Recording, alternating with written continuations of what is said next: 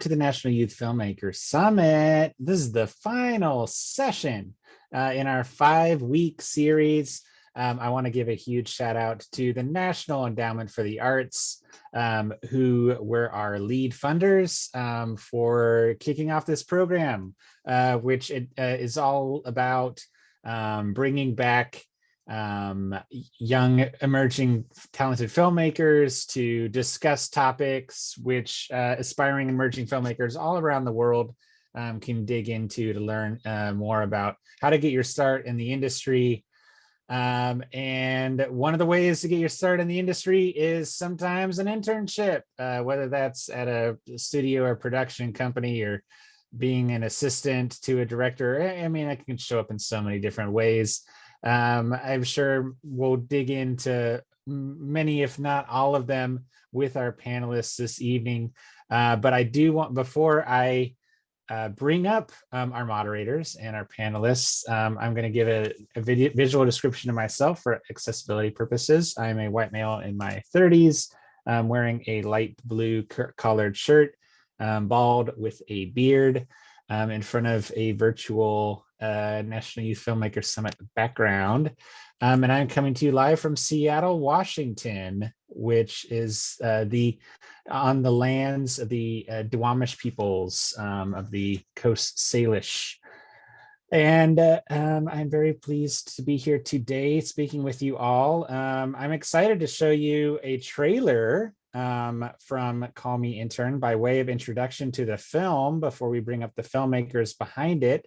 And the filmmakers behind it are Collective Biev. I hope I pronounced that correctly. I not always pronounce things the best. But this is an incredible film. If you haven't had a chance to see it, hopefully this discussion and this trailer will entice you to do so. I rewatched it earlier today. I hadn't seen it since we screened it at NFFTY 2019, and it's still really compelling, and it's super fresh and engaging. And let's take a look at a clip from the film.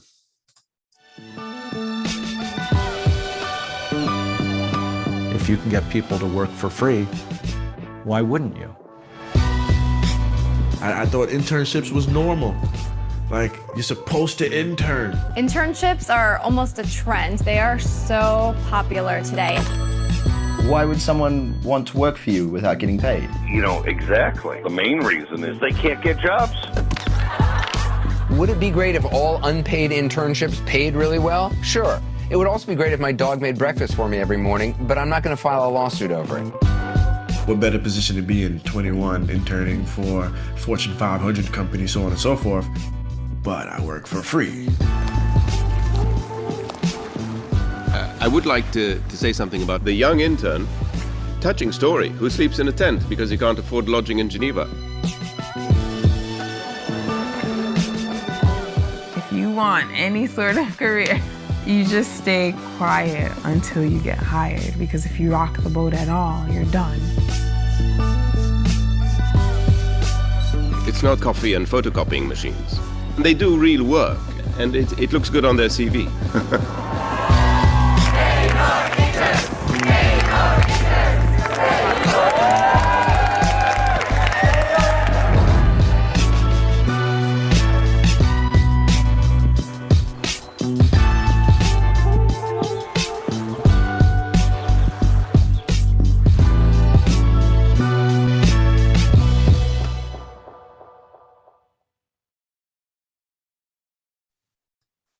Amazing. Leo, Nathalie, join us here, and welcome. Thanks for being here. And I'm going to dip out of the way and let you take it away from here.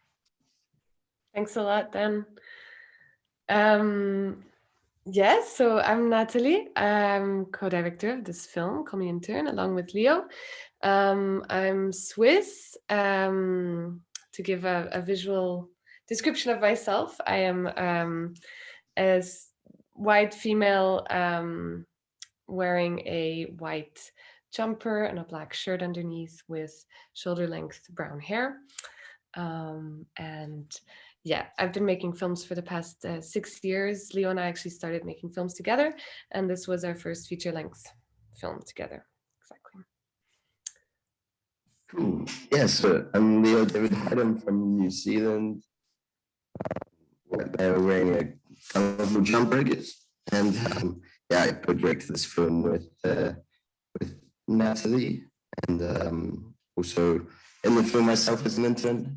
And yeah, I'm super glad to Dan and the whole Nifty team for organizing this session.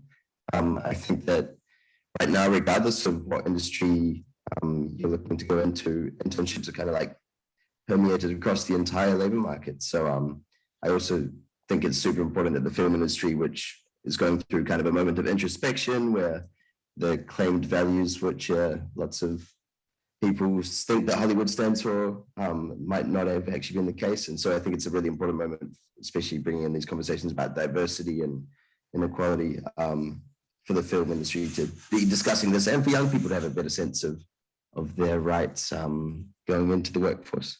So yeah, super glad this event's on. I think we'll probably do a quick round of introductions with all of the great panelists that we've managed to assemble. And then we'll have a kind of joint conversation across some of the issues to do with internships and some advice for people who might be considering whether to do an internship or what alternatives there might be. Yeah, so maybe we'll throw it out first to Eric. Did you want to do a quick intro of yourself? Sure. Yeah, thank you. And thanks for everybody for attending the session. This issue goes back 10 years for me. That little clip that you saw of Anderson Cooper comparing interns asking to get paid for the labor that helps people make a profit, and then equating and then stating at the end that, well, one thing he wouldn't want to do is file a lawsuit. The lawsuit he was referring to was one that I filed, and he was doing a piece on it to make fun of us on air. And that was 10 years ago. I filed Fox Searchlight Pictures on behalf of myself, but it was a class action lawsuit. So it was also other interns who worked on that picture and any other picture that Fox Searchlight Studios had produced. Yeah, that was 10 years ago. I'm happy to talk about it further, but by coincidence, I'll just add that the same month we filed the lawsuit, the occupation of Zuccotti Park began and Occupy Wall Street started at the same time. And the combination of those two things helped us in a way kind of take what would have been a one-off lawsuit and turn it into a little bit of a movement. And we connected with groups all around the world, including with Leo and Nathalie and others to make a difference. And I think we did. Great, thanks a lot. Yeah, the funny thing is during the process of making this film, we were in touch with Eric, as you mentioned already, and Carlos. So yeah, Carlos, do you want to just introduce yourself quickly so that we know your background and who you are? Yeah. Hi, everyone. It's great being here, especially with Leo and Nathalie. I know it's been a couple of years. I started Pair Interns exactly 5 years ago to this month. And we're best known for having convinced Congress to pass $15 million to start paying interns. That fund has grown to $50 million, and now we're working on how to expand across all sectors. So really glad to be here. Great, thanks a lot. And Alex, we didn't meet you in the process of making our film, but we're happy to meet you today. If you can introduce yourself. And I have to say, I really enjoyed the films. Thank you for making it. My name is Alex, she, her. I am here in Seattle. I am a mixed Mexican-American and white woman with brown hair, sitting here in my living room, wearing a multicolor sweater, which you may or may not be able to see because I'm kind of short. I work for the city of Seattle. I support the creative economy through a few different efforts. I get to work with the Seattle Music Commission, and broadly speaking, I support the creative workforce. So that includes young people, and it includes incumbent workers who I support with some professional development and networking events. But on the young folks side of things, I support a paid internship program that NFFTY has participated in. And I also get to work with NFFTY and other partners on career exploration events, really looking to connect young people to creative careers And one of those events is actually happening this Saturday, which you can attend virtually or in person if you're in Seattle. So I will drop the link. That's Film Career Day. Glad to be here.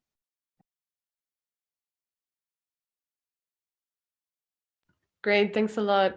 We also have Sydney here. I'm not sure if you can see her, but I think she'll be dropping in and out just to help us with the flow of this panel discussion.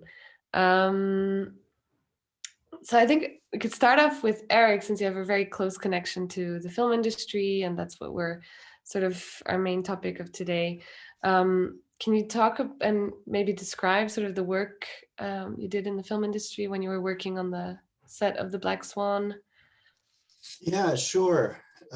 Thanks for the question, and forgive me for not describing my appearance. I'm white male. I'm in my 50s, light blue shirt. I'm in my living room or my den, and behind me is a large foam check for $1 billion made out to unpaid interns for all of their free labor. An artifact of that time 10 years ago when we were very active around this. I got involved in this in a way because I was so much older than the typical unpaid intern. I had left a well-paying job on Wall Street after the financial crisis and the bailout of AIG, in part after doing some soul searching and saying, you know, I'm only going to be alive for so long. And I've had a passion in the back of my mind that I've never really acted on, and that was to work in the film industry. And I knew some people who did it and took some courses to get trained in some aspects of the film industry. And then was advised that entry-level jobs were unpaid internships. So just grin and bear it and do it. And I felt like if that's what it takes, I'll swallow my ego and try to give it a go. And really saw then firsthand, so being an unpaid intern in a new industry in my 40s, I think I had a different perspective on how puzzling it was that this was a studio finance production, and it had some big names attached to it, and yet they were struggling to figure out how to get a budget approved without putting unpaid labor in all of the non-union departments to help fill out all of their production needs, which was essentially, well, that's exactly what they did. It was just entry-level positions that they were able to fill with people willing, in a situation like mine, they're told, this is how you get your start, that you're gonna have to work for free. And then just by coincidence, the Obama Department of Labor issued a fact sheet basically outlining when an unpaid internship might be legal and when it probably wasn't, for not paying at least the minimum wage required by law for labor. And when I read that fact sheet, it really just, it just sort of made such sense to me that what I was witnessing was illegal exploitation of people's desperation. And I'll say that most of my friends, there was no movement at that time. There wasn't a lot of attention to it. This book was published around that time, Intern Nation by Ross Perlin, who really dove into the history of the practice and how it had exploded after the financial crisis, and how a whole generation of people were graduating college or grad school and being told the way to get your foot in the door was to work for free in positions that previously had been paid. And it just so incensed me that I mean, essentially I burned a bridge in the industry. One of the clips, one of the people in the opening clip explained, you know, that you don't want to rock the boat. So you just have to kind of do this. And if you rock the boat, you're going to be tossed out.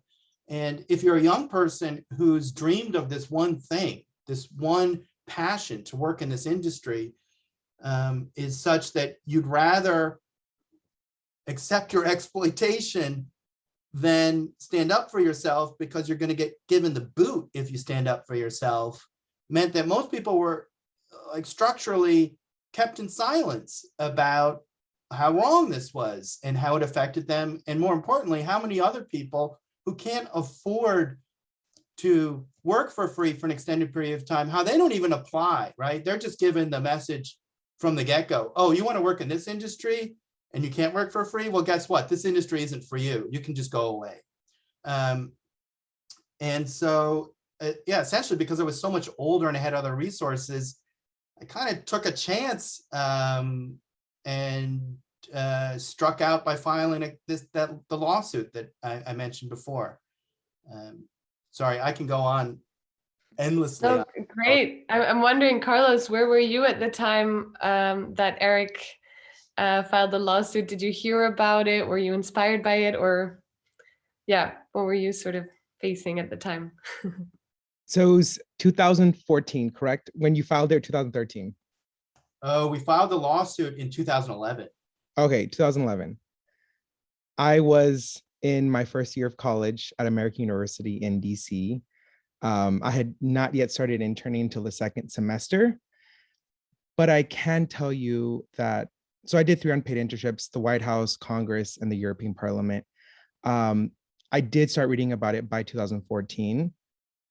And I can tell you now, Pay Our Interns basically at this point is the org that is leading this work right now. We very much stand on the work that you did, Eric, and I just wanted to acknowledge that, that the work that you did was invaluable.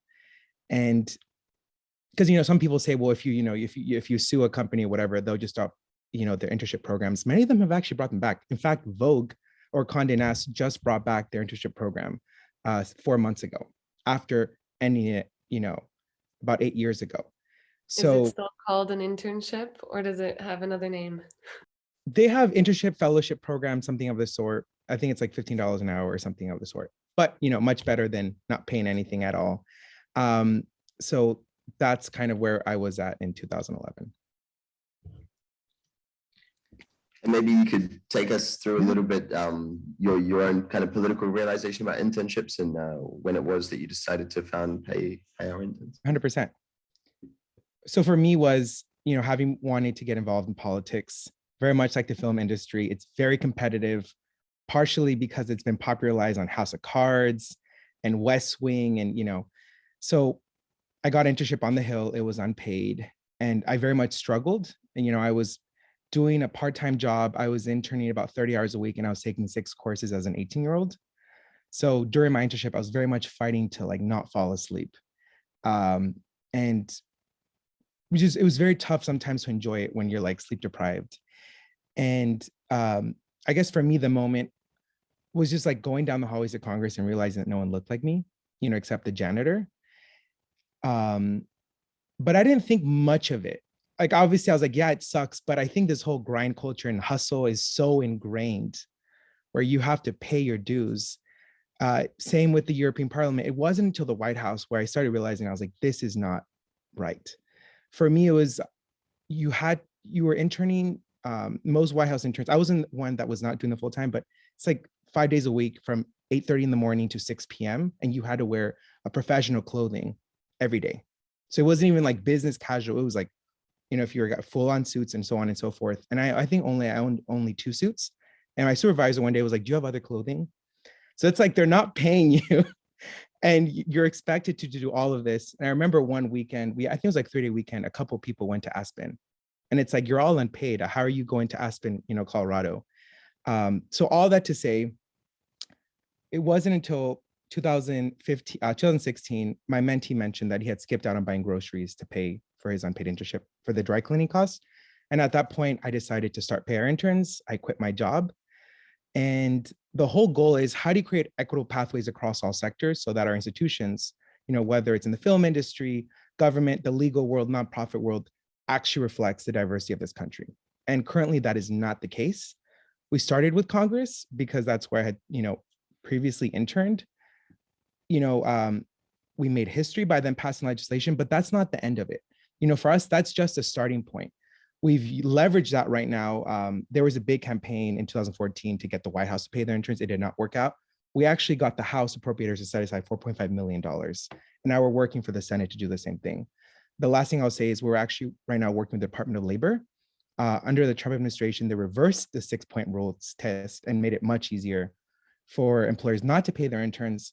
We are pushing Department of Labor to reverse that and to basically crack down on across all sectors, including the entertainment industry, because they have those toolkits and they're not using it right now. awesome. Sounds exciting.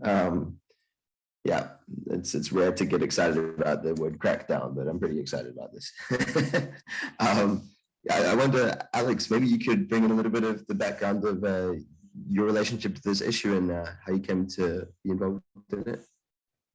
Sure. Well, like Eric and Carlos have mentioned, equity is a huge need, a huge opportunity, I guess you could say, to do things better. We see in the creative industries that people of color are underrepresented in a lot of occupations. And, you know, economically speaking, it's a barrier for a lot of folks to do unpaid work. And I think that for creative industries, there is already sort of people being underpaid a lot of the time. So while it may be enticing to sacrifice getting paid to get your foot in the door, I just think there are more creative ways to do that. And so the city of Seattle, like I said, we have programs that work to get more young people connected to industry professionals through events like career days or mixers, so that they can build those networks. That's a huge benefit of doing an internship, right? Is to start building your network and getting connected to folks who can lead to your next opportunity. We have this paid internship program that we introduced in 2020, of course, thinking that it would be an in-person internship, but quickly pivoted to doing it virtually because the work is important and the work is still possible to do online in a lot of cases. So that is a big driver, just taking data, looking at the inequities that exist, and continuing unpaid opportunities is just going to perpetuate that inequity. So we're doing what we can to invest in our local workforce to make sure that it does reflect our population and opens up opportunities to people who may not come from a privileged background or would otherwise be sacrificing too much to do unpaid work. Great, thanks a lot. Feel free to jump in whenever you want. Eric, you wanted to mention something, perhaps? Well, yeah, it was something that Alex said about, well, the fact that the city of Seattle is, in Seattle, the government kind of gets it and is doing something about it. And it really brought back to my mind how at the time that I alluded to the fact that my lawsuit was filed around the same time Occupy Wall Street started. And a group of people in Occupy Wall Street working group Arts and Labor issued an open letter basically calling on the New York Foundation of the Arts to stop advertising unpaid internships because of the damage that was doing to the labor industry in the arts sector. And I connected with them and we ended up forming our own working group under the Occupy umbrella called Intern Labor Rights. And among the topics we actually expanded our efforts to include was the fact that in most places, an unpaid intern has no legal protections against sexual harassment or racial discrimination or any other form of discrimination because they're not considered employees if they're not being paid, and all the laws are written to protect employees. A handful of cities and states, however, were really responsive to that message, and we were able to promote in a handful of places, and we had some good support there from politicians to at least, if they weren't going to expand the minimum wage requirements on behalf of unpaid interns, did change their anti-discrimination laws in a way to expand some of the protections to include unpaid fellows, unpaid interns, and similar. So that was a place where there was some traction that I found was kind of promising in some ways. And then to hear, of jurisdictions that are funding internships to promote equity and opportunity, I think that's really phenomenal. I'll add here that since the time of the lawsuit, I myself went to law school and was living in DC when Carlos started Pay Our Interns. Too busy with law school myself to get too involved in it. But I am in this spring launching my own legal nonprofit to focus on workers' rights. So I'm actually kind of excited by the fact that the 10-year anniversary of this work is generated more attention again. I would love to connect with everybody here again and see if we can, you know, there's a way that working together can make a bigger impact.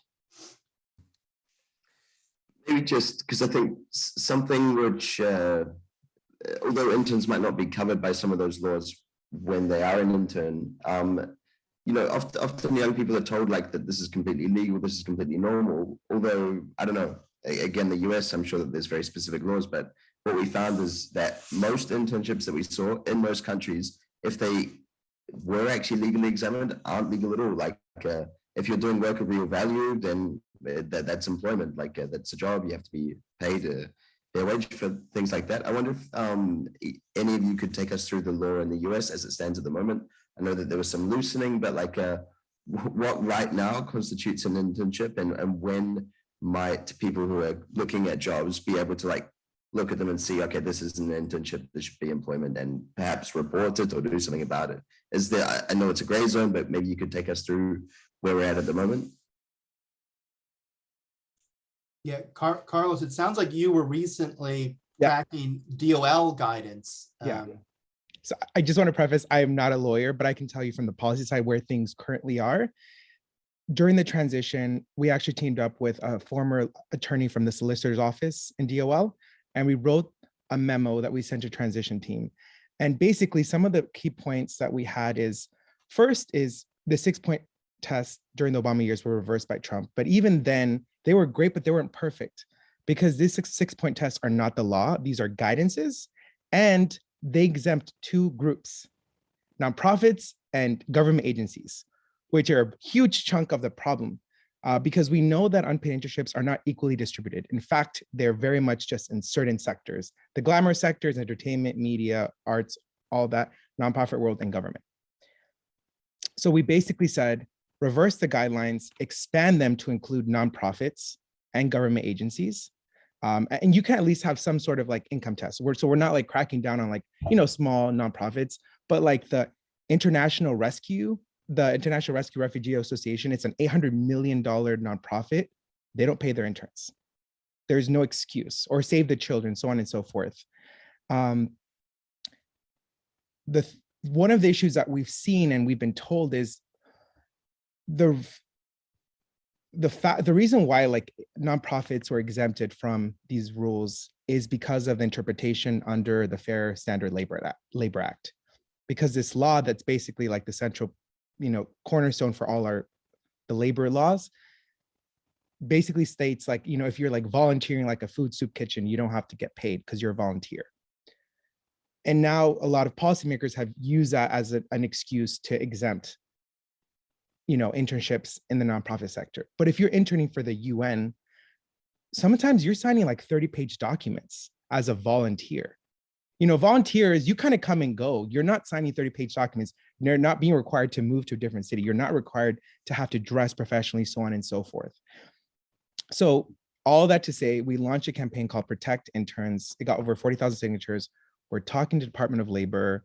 We're trying to keep up that pressure. One thing that we've noticed, and like I said, after this, I really am going to text Eric or email you, is that there was, you know, Eric's movement brought so much momentum. There's so much, and then it just kind of stopped. And then of course, under Trump, it kind of got worse. How do we kind of bring that back up? How do we kind of revive that? And that's something that, you know, we're kind of really thinking about. Or we hear from folks being like, I thought this problem was settled. And then the last part is, there should be some sort of definition. I'm not saying make it too specific, but some sort of parameters around what internship is. Currently, the government, like DOL actually doesn't define it. It has recommendations on when it should be paid or not, but it does not define an internship. And that is a problem because when you have so much gray space, it leaves room for exploitation where people are interning and they're like cleaning restrooms and so on and so forth. So that's one of our pushes is how do you start defining it? And then to Eric's point, it's more than just getting paid, it's about rights, you know. And then the last thing I will say is there was some movement. In Congress, we worked with a member 2 years ago that slipped in a provision during the National Defense Authorization Act that basically extends protections for federal employees to federal interns against sexual harassment, racial discrimination, so on and so forth. That was a lot. Sorry. Fantastic. I remember when I was still studying the law, and this was still a very active movement, digging into the very things you were talking about. You know, what about federal government employees, other lower level government employees, the nonprofit sector. And I think one of the conundrums that's inherent in that the reluctance to recognize labor performed for the government or labor performed on behalf of a nonprofit, to consider it the same as labor performed for somebody making a profit. I think one of the reasons people are reluctant to conflate the two, or to really recognize how they're not that different, is the fact that, like, in our hearts, don't we think it'd be a great thing if everybody volunteered to do things they thought were important for the community? And that's how the community comes together. And how do you try to make a distinction between community volunteerism and engagement with my local government, engagement in the kind of work that nonprofits are often organized to do to help people who are even more unfortunate than anybody who just simply needs to make a better living. And I say that simply, I realize it's not simple. And there's almost a discomfort with trying to draw a line that says, well, this is volunteering we think of as just good for the community, and this is a job. And everything that we think of as associated with a job, including the minimum amount of pay due, worker protections, overtime rights, we feel like somehow it's diminishing the civic virtue of working in that sector once we start applying all these requirements onto it. But I think anybody, Carlos, you, I, and everyone on this call recognize that those protections aren't just a burden that prevents any employer from acting. They're there to make sure that our society maintains certain basic standards and basic dignity in how we interact with each other. Yeah, I'm wondering on this note, Alex, has the city of Seattle defined internships, and what kind of workers or intern protection rights have been put into place? Yeah, well, that's dictated by the state. So, you know, we've got to comply with that. I will say that the city of Seattle, several departments provide youth employment or internship opportunities, and we meet as a collective to kind of standardize, you know, how we commit to paid internships, we commit to recruiting from, you know, a variety of sources. So I think, you know, one of the distinctions that we need to be careful about, or maybe a good one to highlight here, is that internships can't be used to replace work that would be done by a normal employee. So, you know, if you find yourself in that situation, something, you know, probably smells fishy, and you most likely have protections in place to kind of support you. But yeah, I think especially in a city like Seattle, where affordability is a real challenge that just keeps getting more and more intense, that we as a city we recognize that unpaid internships are a no-go. Awesome. That sounds like a good stance. Maybe just to round up that legal point, sure, it can seem, especially as a young worker entering the workforce, it can seem like this kind of mammoth task to challenge employers on this, but actually the vast majority of people who have engaged in class action lawsuits, especially in the entertainment industry, have actually won. So there's a legal precedent for this. It's not like you're the first person to discover this issue. And although these wins have happened, it's for sure clear that there's thousands and thousands of unpaid interns in the film industry and across the economy, millions every year. So I mean, I think it's worth noting that like this has been done before, that there is a possibility to take a legal route if you want to, that you should. I mean, you should every time you see an unpaid internship and, you know, it makes you wonder when you look at the list that's work, you should send them a notice about it. It's only by kind of like poking and prodding and sometimes using the big hammer when we need to with a class action lawsuit that we can actually get these industries to stay in line, barring the kind of wider legal change which Carlos and his groups are involved in. So yeah, maybe we could also talk a little bit about, let me see, yeah, the kind of like vulnerability thing, because obviously like in the film industry specifically, we've been seeing some pretty awful stories come out, like many of the Weinstein accusers were of course interns. Scott Rudden, the producer of There Will Not Be Blood and Uncut Gems, has been accused of harassment by many of his interns. Dustin Hoffman apologized after making unwanted sexual advances to a 17-year-old intern. Obviously, like it's easy to just kind of say, well, there's a wider problem with sexual harassment and interns are also facing that. But I think there's something about the power dynamic which is created when you have an internship, which kind of creates more chances for things like this to happen. I wonder, would any of you kind of like to discuss that issue and how we might tackle things like that for young workers coming into the kind of first job in a workplace and learning their rights across things like that?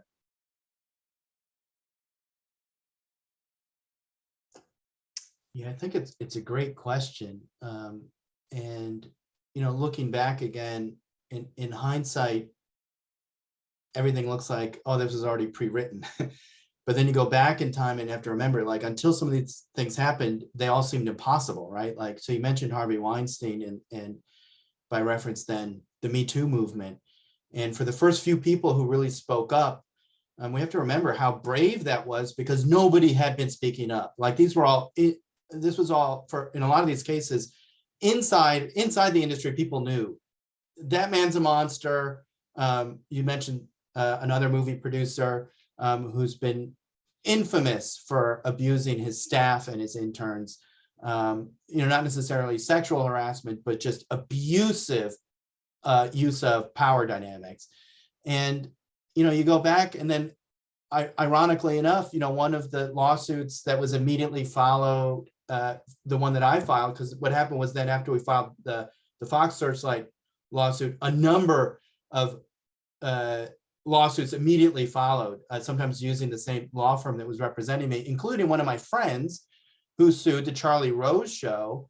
And then years later, I was contacted by a journalist at the Washington Post who remembered the time we were doing a lot of media about unpaid internships, who wanted to know some background information about the Charlie Rose show. And in fact, that was because she was working on the story to break Charlie Rose as a sexual predator at work.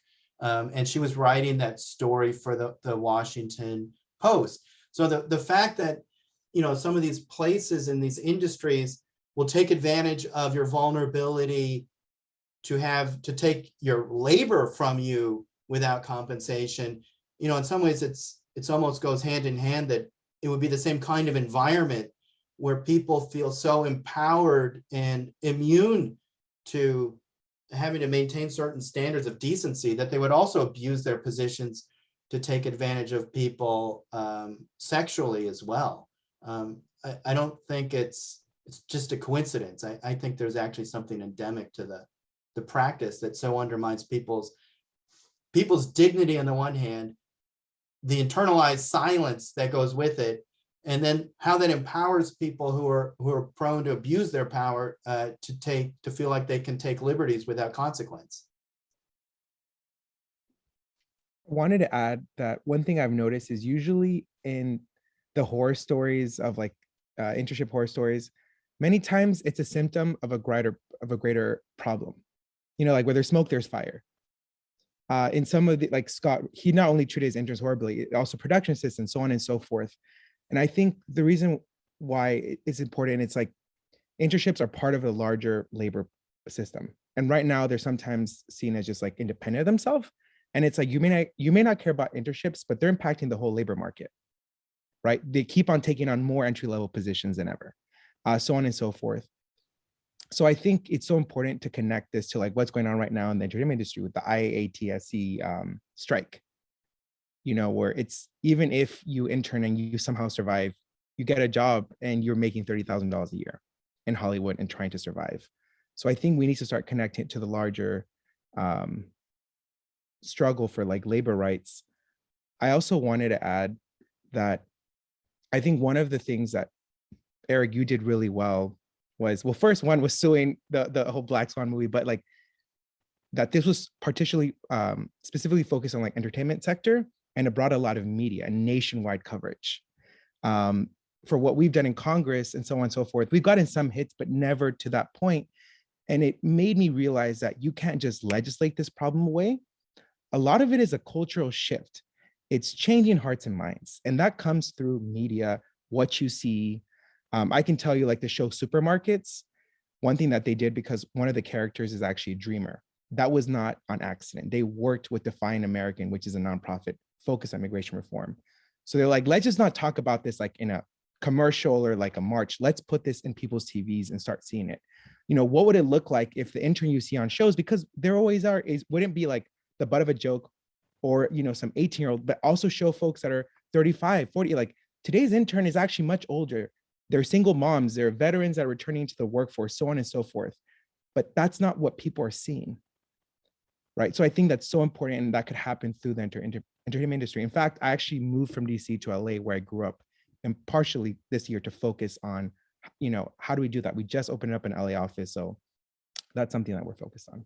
Carlos, I think that's a really good point. I mean, a lot of internships are being sold as fellowships or trainings, or I'm wondering if in the film industry, if you, perhaps Eric, you might be aware, or Leo, what other kinds of terms are used to kind of sell unpaid work, or what kind of unpaid work do you do in the film industry in specific, or underpaid work, because there's a lot of people that are also underpaid.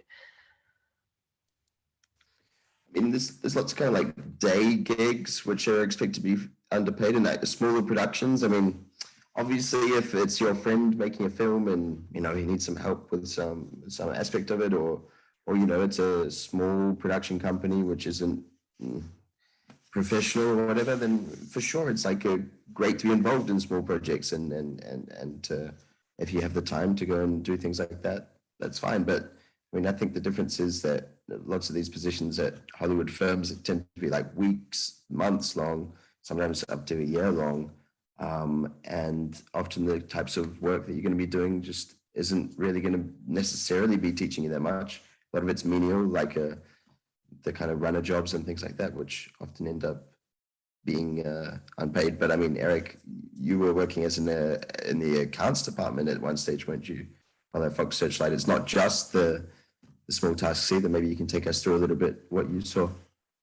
Yeah, I think you touched on the heart of the issue there. But yeah, just to the question you asked about the departments and what kind of work it was. Yeah, I was hired as what would have been an entry-level accounting clerk. One reason why, so basically when they were hiring for Black Swan, and the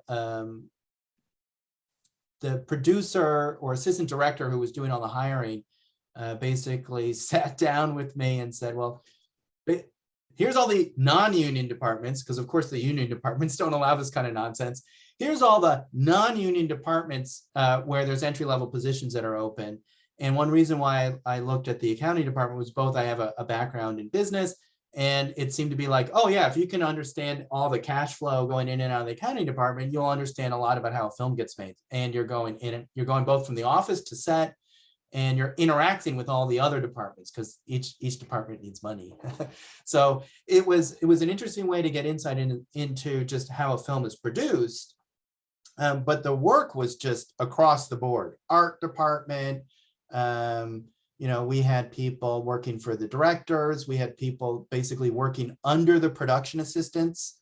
And the production assistant is often, that's the entry-level job. So now you had people below the entry-level workers, helping them get their job done, because they'd already done their 5 unpaid internships. So now they're finally made enough connections to get hired. And somebody deigned to say their labor was good enough to warrant some minimal pay. You know, as you both alluded to, also, you know, even when you do start getting paid in the industry, it's often very low. And so, you know, to really talk about what fair wages would be, not just minimum wages, you know, that's the next level of this conversation. Are there actually any standard salaries that are suggested by unions in the creative industry? It's funny you mentioned the role of the unions, because, and I've worked for unions. I'm a pro-union person. But at that time, we reached out to some of the more prominent unions and said, would you get behind us? Would you back this movement to scrub this industry of all this unpaid labor? And the gist of the response we got, and I'm not going to say this is representative of the entire union movement or any particular union, but the gist of it was, we protect our members who are already in the union. We don't go out on a limb to speak up on behalf of people in other unions or people who are unrepresented by a union, which makes a lot of logical sense. Maybe if we were to re-engage that issue today, 10 years later, in the wake of so much more awareness of the whole complex array of inequality and exploitation that we've been discussing in this panel, maybe there'd be a different reaction. I don't know. I look forward to finding out. I might just add to that, Eric, because after making this film, and I ended up getting a job in a union, working a lot on kind of like youth labor rights and things like that. And yeah, I mean, I can definitely reflect on some of what you said to be completely true. I think many unions, and I mean idealists as well, like to think that like actually the creation of this new thing called an internship is actually just kind of a trick or an illusion designed to hide real labor.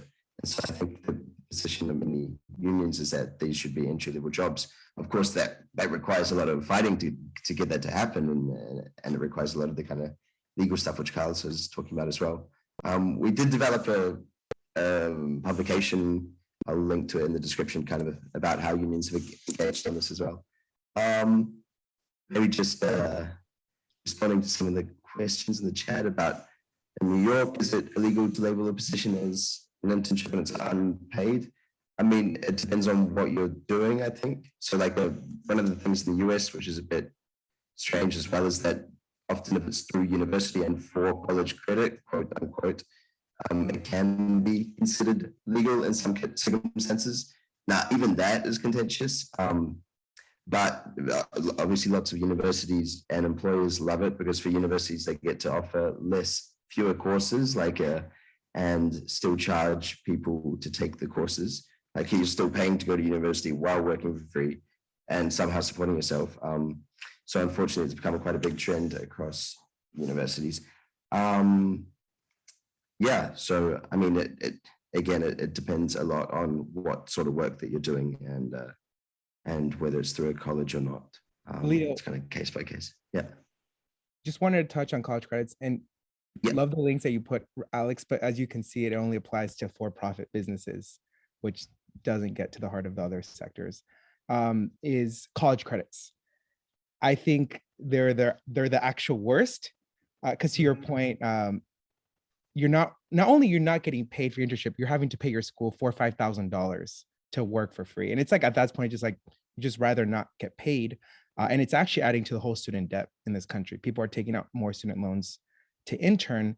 And one thing that we've noticed is there was an employer that put, you can either get college credits or paid. So it was a potential paid internship, but unpaid if you got college credits. And we went to them and they said, that's actually not our policy. It's coming from the universities. It's actually schools that are telling students it's one or the other. And now many schools actually have an internship requirement where you have to graduate with an internship, and it has to be for college credits. So many students are foregoing paying their school so that they can graduate on time with their degrees. In 2013, former Secretary of DOL Health Facilities did start looking into college credits. And then 13 college presidents sent a letter, including the American Bar Association, being like, respectfully back off, we know what's best. We have actually started re-engaging with the Department of Education on college credits, and are launching a post-secondary education initiative around this. And basically, how do you rein in this? Because there is no regulation at all when it comes to college credits. And it's basically another form of income for colleges and a legal protection for employers when they're like, well, they're getting college credits, and that's the educational component of the internship and not the internship itself. Carlos, I want to echo. I know, I'm like, I know. I remember that whole period you're talking about so vividly because I was a pain in the ass to the American Bar Association at that time because I was in law school and was actively engaging them to try to say, you need to drop this. So what was happening for law students is you had to do get credits for unpaid internships. If you were paid, you couldn't get credit.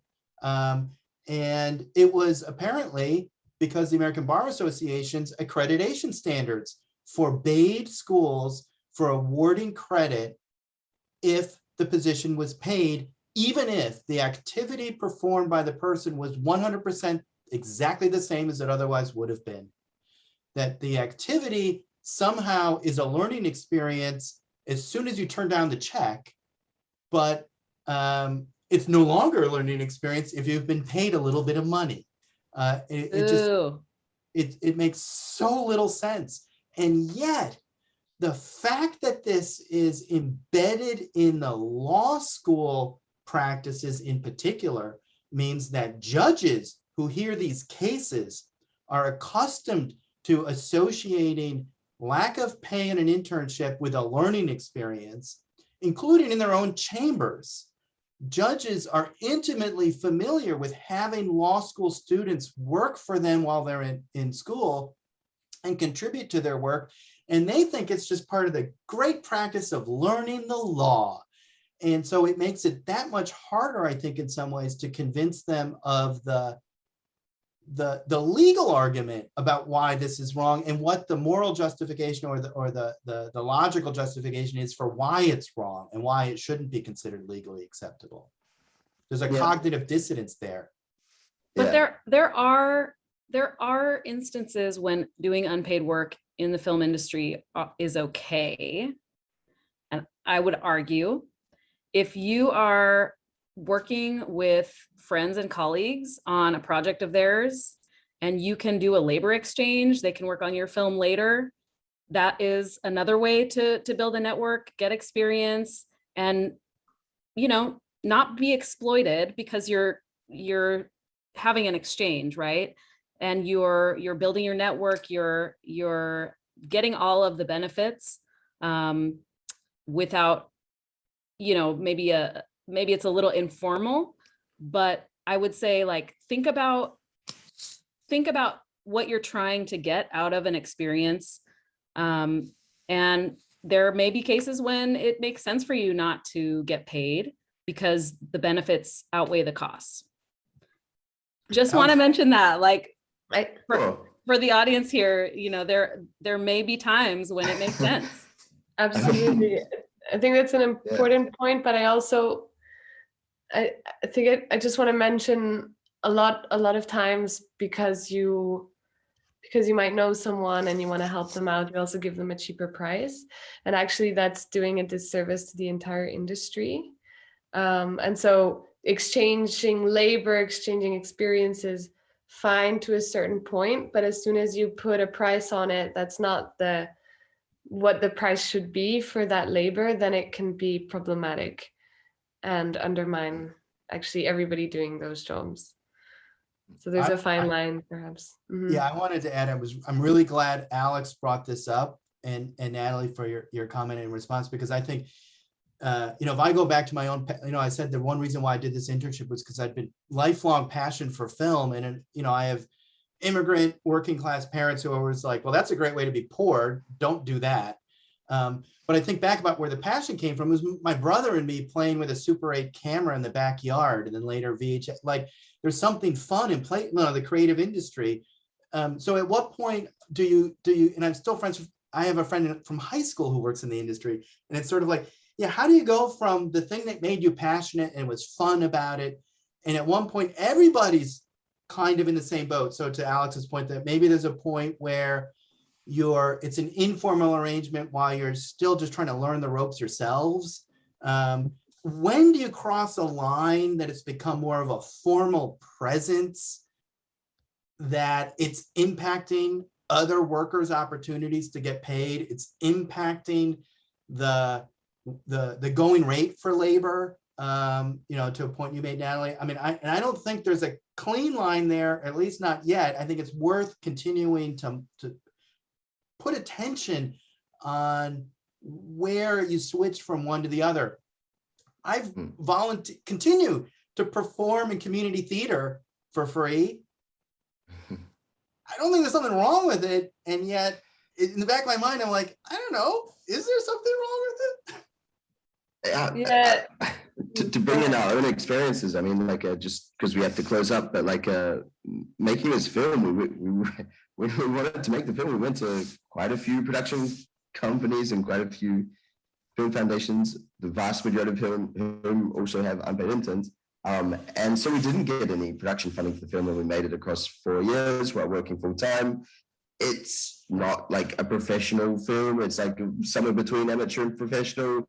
We're happy with what we managed. I'm not trying to talk it down or anything, but ultimately it was like a labor of love, to put it bluntly. And yeah, I mean, just that little anecdote to make the point that for sure we know that it's like super, super hard to get your foot in the door and all these things. And sometimes it does just require you to like care enough about something. And obviously have the privilege to have enough free time aside from work to be able to put into this, even if it takes years. I mean, yeah, it is. It's yeah, I'm not sure what the moral of that story is. I had to just throw some controversy into this panel. That's all. Yeah. No, it's great. I mean, it's a really good point. I think also what's important is knowing how much you're worth, or knowing that kind of sticking up for your rights and sticking up for having being paid a certain amount for the work you do. Counting your hours is super important as well when you're working. Yeah, not settling for less just because you want the job, because people need to know how much it's worth as well, how much your work is worth. I think that's, yeah. Cool. I think we've got to wrap it up there. If anyone had anything else that they really needed to get off their chest that we didn't manage to squeeze in. Or any advice you have? You can also reach out. Yeah, feel free to reach out, and if you have anyone with any questions, you can contact most of us. I think have our emails online somewhere, and all the stuff about some of the new news coming out of the movement is super exciting. So I'm really keen to hear how that develops. And Eric mentioned he was in some legal not-for-profit work, which might well be of aid to people who are facing internships themselves and not sure about their legal rights. I'm sure that he'll be a good person to reach out to on that. Yeah. Cool. All right then. I think all right. Well, yeah, thank you so much. Oh my gosh, that was an incredible conversation. And thank you everybody for being diligent about sharing your contact information. If folks have follow-up questions or just want to, or maybe you're fired up to maybe support your your organizations or your efforts to get involved in this in these sort of global fights for labor rights. And that a nice ring to it. Global fights for labor rights. See, I can come up with a jingoistic slogan. Thank you, everybody.